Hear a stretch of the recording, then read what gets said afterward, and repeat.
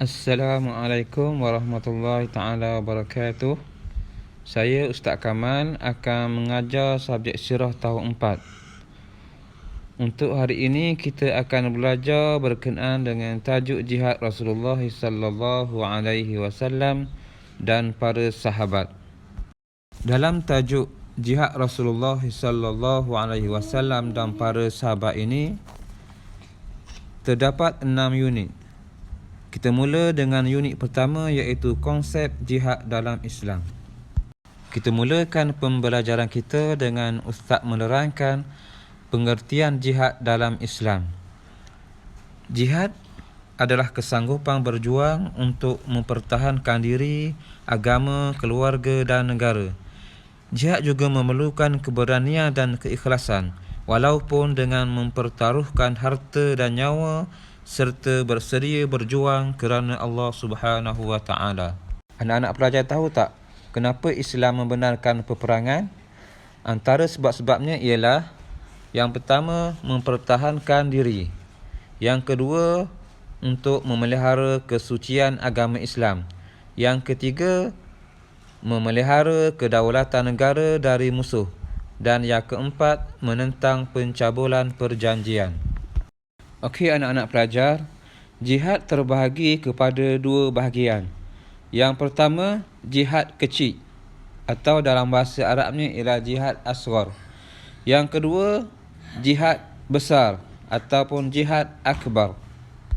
Jihadul asghar bermakna berjuang untuk mempertahankan agama di medan perang, menegakkan kebenaran dan menentang kemungkaran.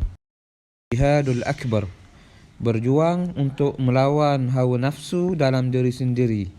Terusnya, kita akan kaitkan tuntutan jihad di negara kita. Jihad bukan sahaja berperang, tapi dikira juga dalam menuntut ilmu, mencari rezeki, basmi kemiskinan, meningkat dan memajukan negara, memertabatkan agama juga dikira sebagai jihad. Antara dalil tuntutan jihad ialah firman Allah dalam surah As-Saff yang bermaksud, "Wahai orang-orang yang beriman, mahukah aku tunjukkan suatu perniagaan yang boleh menyelamatkan kamu daripada azab yang pedih? Kamu beriman kepada Allah dan Rasul-Nya, berjihad pada jalan Allah dengan harta dan jiwa kamu. Itulah yang lebih baik bagi kamu sekiranya kamu mengetahui." Berani dan bersedia untuk berjihad. Berani mempertahankan kebenaran adalah jihad yang sangat dituntut dalam Islam.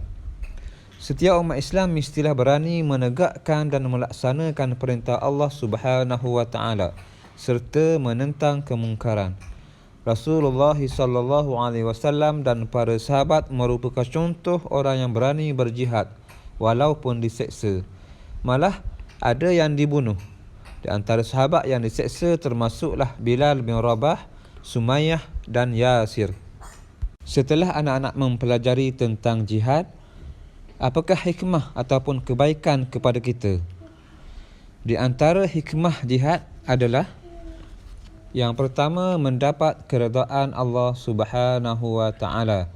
Yang kedua, mendapat ganjaran syurga Allah Subhanahu wa taala. Yang ketiga, mendapat ganjaran syahid.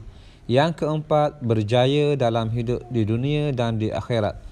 Dan yang kelima ialah mendapat pertolongan Allah Subhanahu wa taala. Pengajaran yang dapat kita ambil daripada tajuk yang kita pelajari adalah yang pertama, setiap orang Islam wajib mempertahankan kesucian diri, agama, keluarga dan negara. Yang kedua, jihad memerlukan kesabaran dan keberanian. Yang ketiga, jihad melawan hawa nafsu adalah yang lebih utama. Dan yang terakhir, memajukan ekonomi diri, keluarga dan negara dikira berjihad dalam Islam. Semoga video ini bermanfaat untuk semua. Assalamualaikum.